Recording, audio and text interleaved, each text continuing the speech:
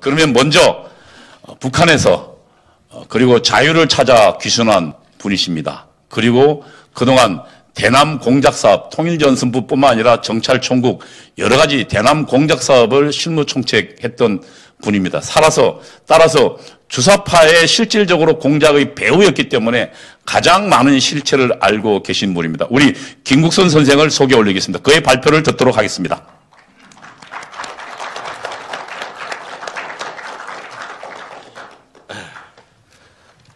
반갑습니다. 마스크 떼고 하셔도 돼요. 발표할 때는. 반갑습니다. 우리 이동호 사무총장님 말씀하신 것처럼 이렇게 많은 여러분들과 같이 만나 뵙기는 처음입니다. 그래서 제가 오늘 우선 제 발언에 많은 관심을 가져주시기 때문에 저희 그 간단한 경력이라고 할까요? 또 왜 내가 우리 대한민국으로 오게 됐는지 거기에 대해서 간단히 몇 마디 하겠습니다. 저는 그 대한민국으로 2014년 망명했습니다. 망명하게 된 동기는 북한에서 장성택 사건 파동으로 생명의 위험을 느끼고 거기에 따르는 그 김정은의 반인륜적 행위에 환멸을 갖고 망명했습니다. 그래서 망명해가지고 국가전략연구원에 2019년 5월까지 있었습니다. 그하고 이제 처음으로 제가 비상한 결단을 하고 BBC 방송에 처음으로 출연했고요. 그러해서 저라는 사람이 이제 많은 분들한테 알려졌습니다. 제가 북한에서 근무한 것은요, 저희 경력은 간단히 그렇습니다. 저는 조선노동당 중앙위원회 당대연락부, 당중앙위원회 당작전부, 당중앙위원회 35실, 그 다음 통폐합되면서 정찰총국에서 근무했습니다. 거기서 맡은 제 임무는 김정일과 김정은에게 대남, 대외 전략, 책략을 작성해서 보고하는 기획관적, 책략적 직무에서 일을 맡아 있습니다. 저는 그 학력은 금성중학교 졸업했고요. 그 다음에 인민경제대학을 졸업했고요. 김책공업대학을 졸업했습니다. 그 다음에 김정일 정치군사대학을 졸업했습니다. 북한에서도 좀 가져보기 힘든 전무후무한 그 정보기관, 북한의 모든 정보기관을 다 다니면서 근무했습니다. 이 자랑은 아니지만 제가 그렇게 될 수 있었던 것은 그 저희 정치적 배경과 집안의 정치적 배경과 두 번째로는 저희 어떻게 말할까요? 내적 능력이라고 할까요? 사업에 따르는 능력이라고 할까요? 거기에 비해서 김정일이 직접적 지시와 방침에 의해서 이렇게 다닐 수 있었다. 그것을 말씀드립니다. 그래서 한마디로 저는 대한민국 국민들 앞에 대한민국 국민들이 가장 저를 미워할 대상의 사람입니다. 그래서 많은 대남 책략, 전략을 제 손에 의해서 작성됐어요. 해서 우리 국민들이 많은 고통을 받았겠죠. 그러나 그런 뼈아픈 제가 사업을 담당했고 반대로 여기에 망명해가지고 또 그것을 초월할 정도의 대한민국을 위한 데 공헌을 했습니다. 그래서 이런 면에서 우리 여기에 참가하신 여러분들 또 우리 대한민국 자유를 사랑하는 국민들 많이 저를 이해해 주시고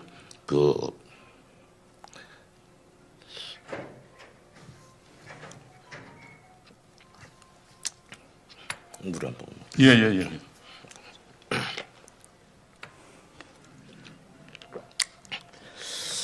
해서 제가 오늘 여러분께 이제 말하려고 하는 것은 우리가 이제 주사파에 대해서도 말했고 하지만 주사파에 대한 체계화된 리론이 아주 잘 돼 있습니다. 그래서 그 리론적인 말보다도 현실적으로 저는 사건들에 대해서 이야기적으로 이제 한두 건 말하려고 합니다. 그래서 제가 BBC 방송에서도 발표했지만 1994년 청와대에서 직접 근무한 분이 우리 북한의 직파 간첩이었다. 이것을 처음으로 발표했죠. 처음으로. 그래서 그 발표가 나가니까 이제 국정원을 비롯한 그 청와대에서는 그 사실 무근이라고 한마디로 제가 거짓꾼으로 이제 매도했어요. 그래서 제가 그 시사저널 인터뷰에 나가가지고 그것을 더 새롭게 세심하게 분석해서 다시 발표했습니다. 아직까지는 거기에 대한 그 반박 보도가 난 거 보지 못했습니다. 내가 왜 이것을 하나를 실례를 들었는가 하면 지금 우리 대한민국 사회에는 북한이 해방돼서부터 군 70년간 북한의 대남 공작에 의해서 오늘 우리 남한 사회는 주사파 운동권에 거의 장악되어 있다. 이렇게 말할 수 있습니다. 사실 말해서 남한 사회에 주사파의 동력, 추동력, 뿌리는 북한의 대남 공작기관 정보기관입니다. 아시다시피 우리는 이제 임수용이라는 분 다 알 겁니다. 전대협이 조직돼 가지고 2년 만인가 89년 북한에서 있은 세계 대학생 축전에 참가했죠. 그래서 남북이 모두 다 우러르는 통일의 꽃으로 이름 날린 분이죠. 그러나 이것은 북한의 고도로 계산된 대남 공작 기관에 의해서 조직된 것입니다. 임수경이는 김일성으로부터 빨치산의 꽃이라는 칭을 받았어요. 빨치산의 꽃. 영상을 통해서 다 반 것처럼 김일성과 이제 축배잔도 찍고 그 다음에는 이제 담담하게 판문점을 통해서 넘어왔고 고작 형 받은 게 3년 6개월 받았습니다. 왜 이런 것이 있나? 북한은 내적으로는 공작을 하고 외적으로는 선전선동 활동을 합니다. 김일성이 직접 나서서 선전선동 활동을 하는 것이지요.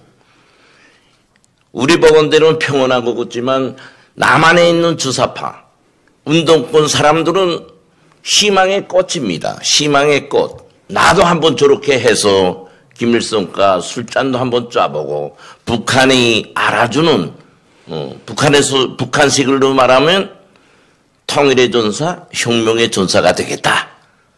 이런 요리를 북돋아 주기 위한 한 일환으로 진행된 겁니다. 그뿐이 아니죠. 내가 그 펜엔에서도 말했지만 2013년도에 대한민국에서 10년 동안 잠복돼서 근무하던 35실에서 파견한 여성 간첩이 있어요. 네, 북한에 들어와서 한 20일 체류하고 이제 사격 훈련도 좀 아주 총잘습니다. 군청 사격을 해.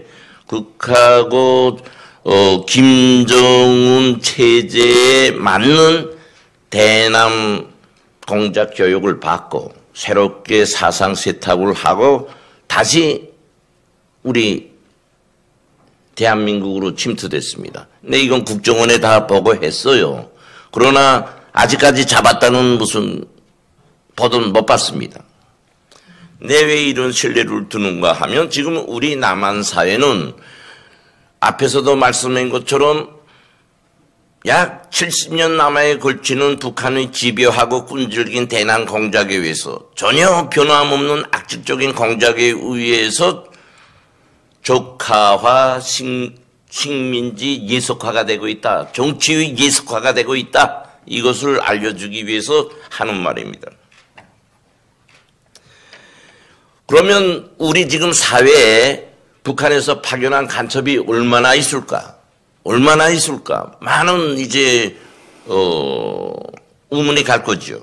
황정임이 전에 망명에 오셨고 그 사망하신 황장엽 비서 선생은 남한 사회에 5만 명이 간첩이 있다고 했습니다. 5만 명.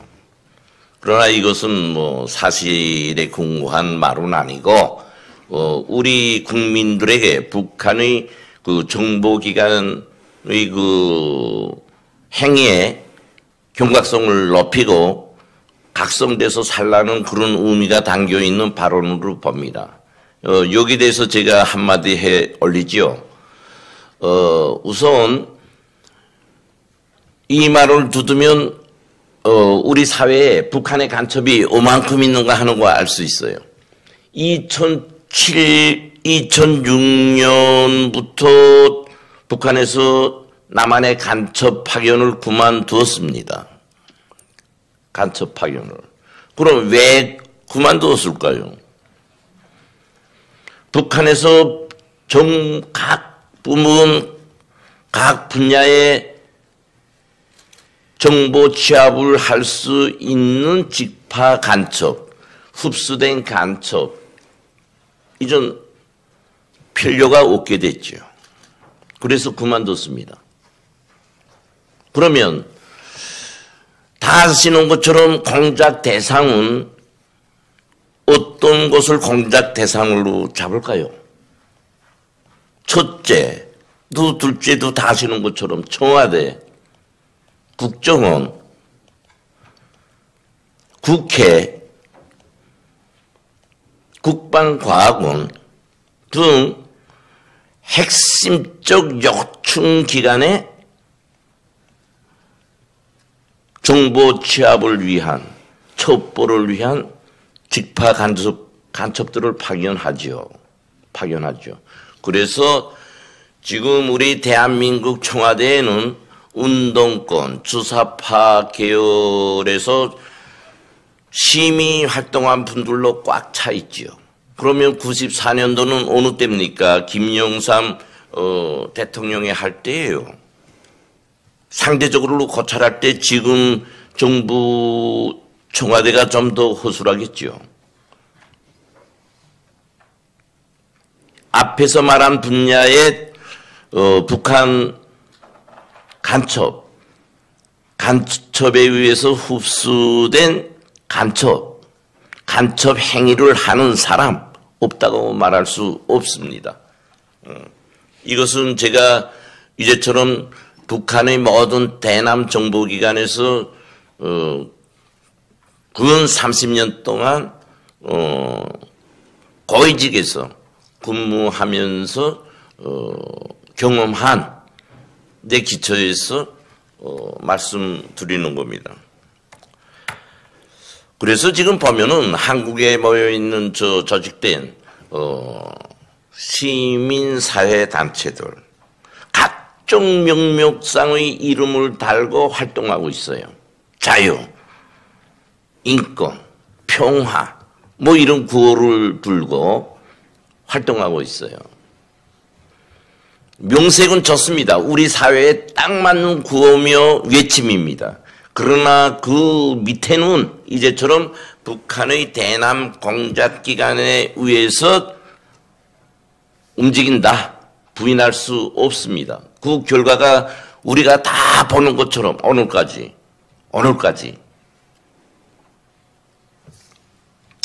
다음으로 제가 조금 한마디 더 할 것은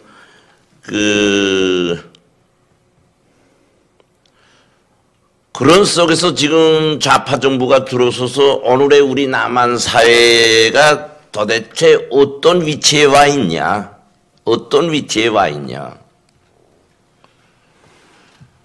아시는 것처럼 보도들 통해서 나오는 거 보면 우리 대한민국이 어디에 위치하고 있는지 가늠하기 힘듭니다.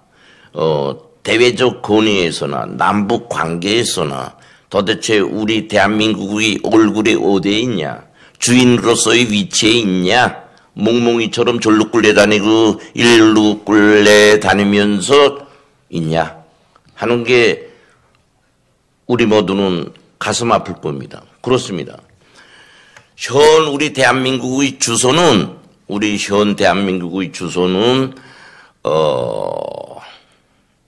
남북관계에서 볼 때 북한에 끌려다니면서 북한에 아무 말도 못하는 몽몽이 신세에 있다고 저는 보죠. 표현 들겠어요. 우리 대한민국 대통령이 2018년 북한에 김정은이야 백두산에 갔습니다. 백두산. 다 아시는 것처럼 북한에서 백두산이 가지는 정치적 의미는 대단합니다. 백두산은 혁명의 성지이고 주체 위협의 기원이고 그것은 김일성과 결부돼서 오늘의 북한이 존재할 수 있는 미천으로 되고 있는 아주 무서운 것입니다. 그래서 북한에서는 누구나 오랜 시절 때부터 백두산의 물을 먹여야 된다 그러면서 백두산 행군을 저지게요. 근데 그곳에 가서 우리 대통령은 민족 공조를 위한다고 하면서 김정은과 이제 두 손 높이 올렸습니다. 이것은 우리 대한민국 대통령으로서는 범하지 말아야 할 아주 위험한 정치적 오유를 범한 겁니다. 정치적 본이든 아니든 타이든 상관없이 대통령으로서는 하지 말아야 할 일을 한 것이죠. 여기서 우리 청와대에 있는 분들이나 국정원에 있는 분들은 대통령의 본인 우사와는 다르게 보좌를 잘 못했다고 봅니다. 절대로 거기에는 올라가면 안 되는 것입니다. 이번에 김정은이 10년의 지도자 하니까 지도자 등국 10년을 청할 때 어떻게 청하했습니까?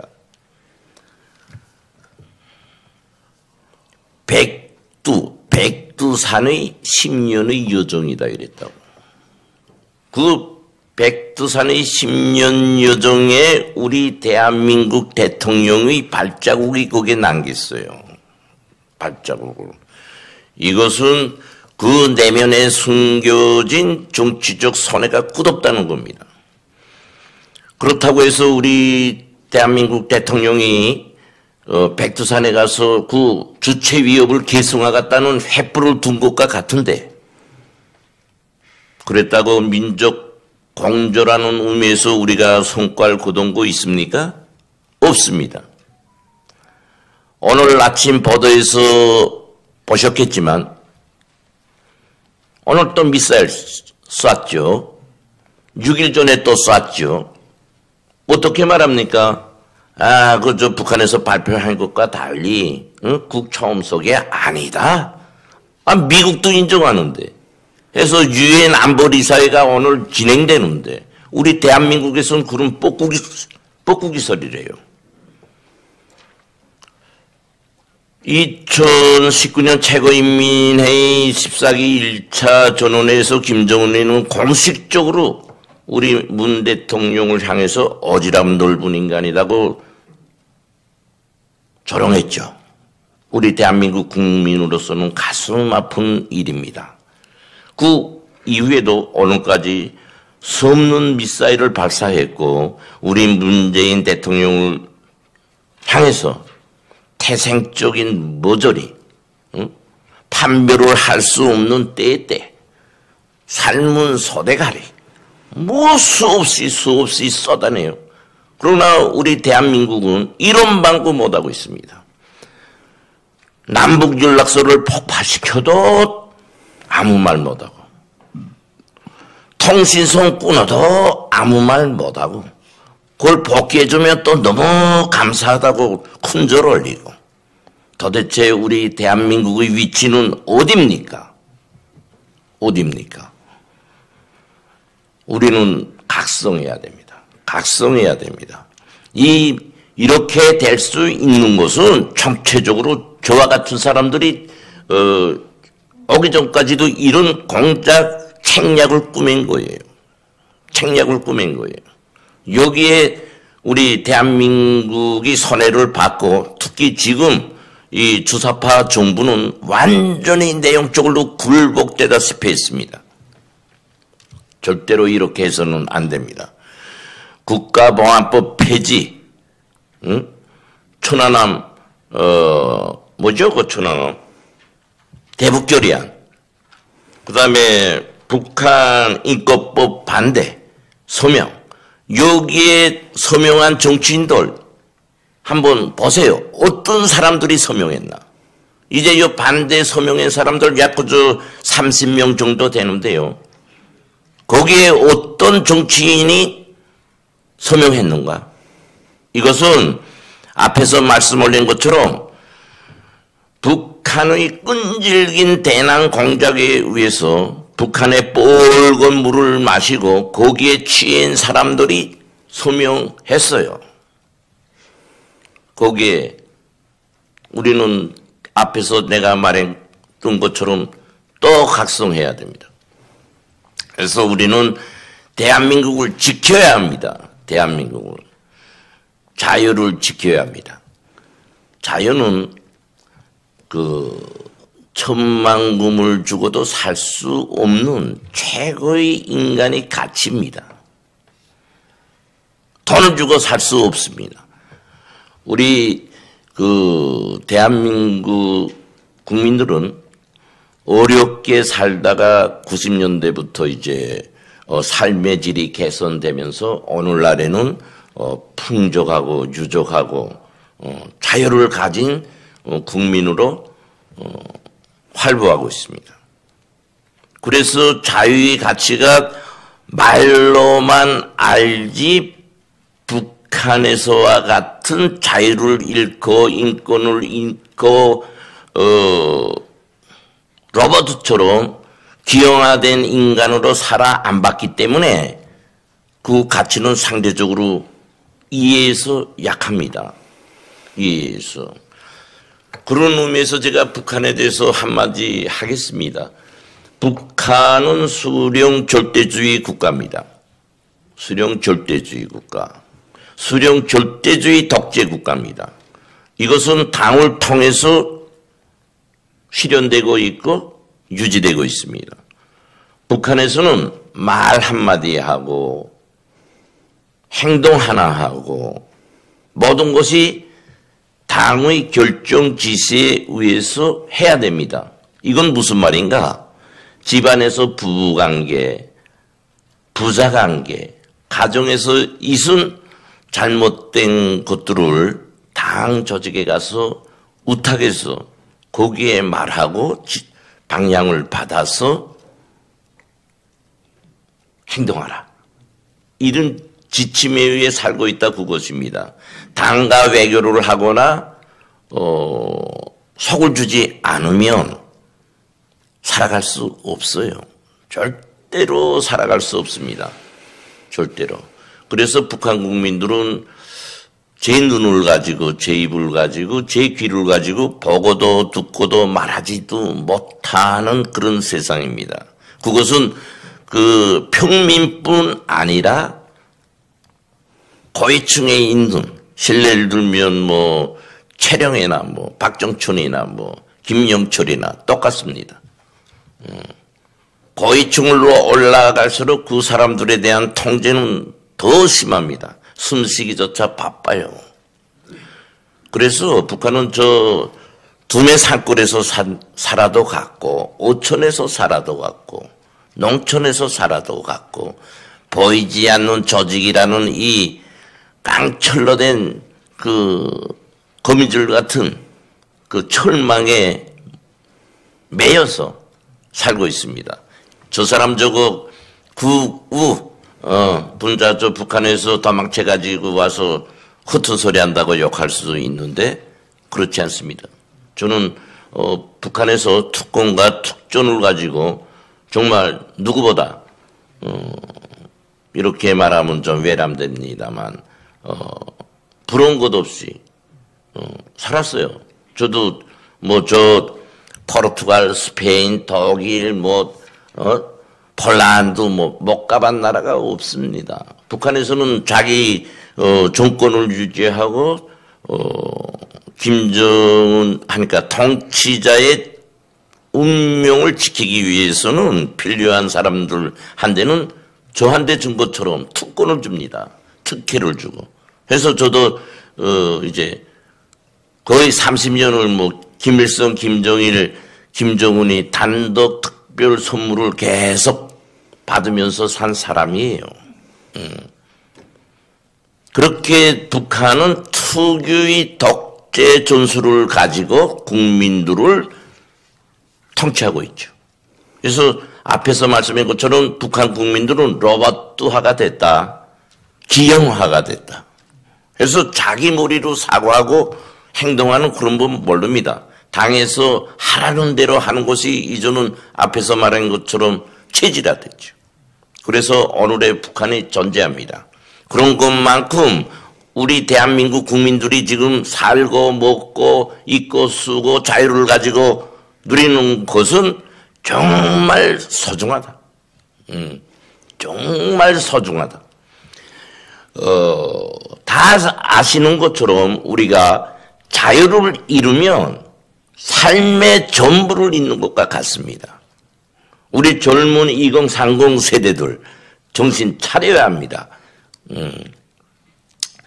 이 자유를 위해서 얼마나 수많은 사람들이 운명을 했습니까? 오늘날의 자유가 그렇게 쉬운 것이 아니다. 한 번 잃으면 찾을 수 없는 것이 자유입니다. 그래서 제가 앞에서 말한 것처럼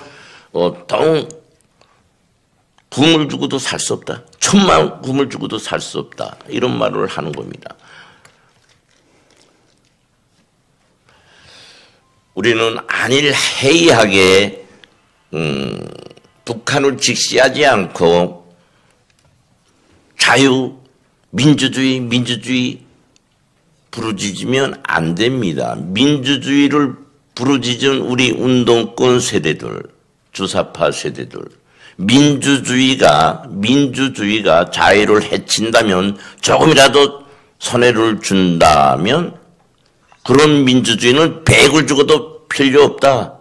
북한도 민주주의 공화국입니다. 민주주의 공화국입니다. 이런 민주주의 허를 쓰고 앞에서 말한 것처럼 자유, 평화, 인권 외치면서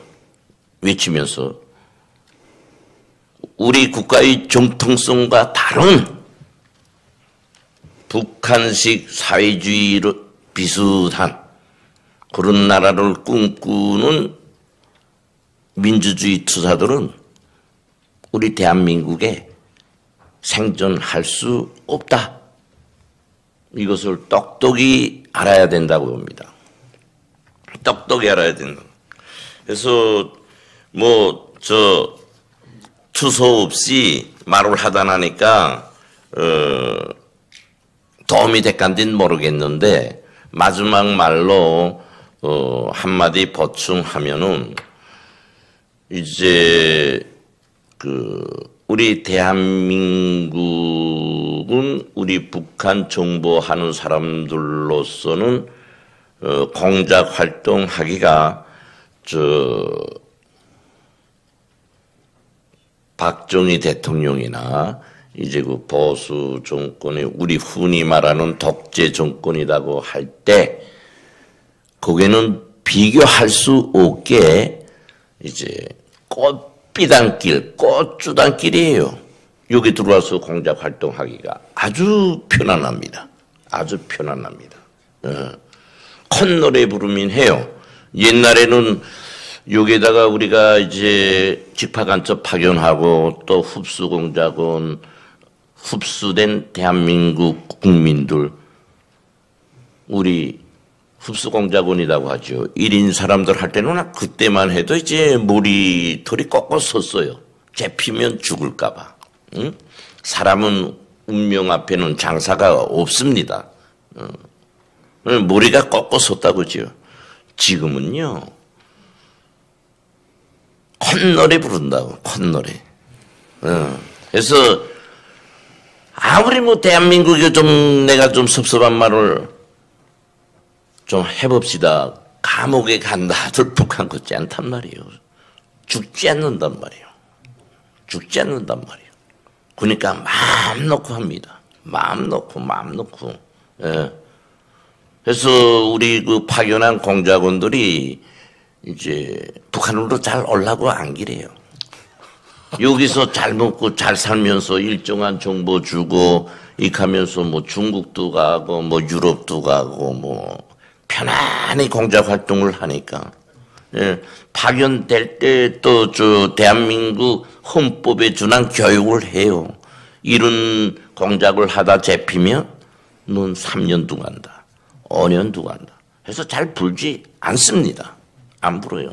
그래서 전번에 황장엽 선생 테러 하래 들어왔다 이제 잡힌 경찰국 전투원 2명.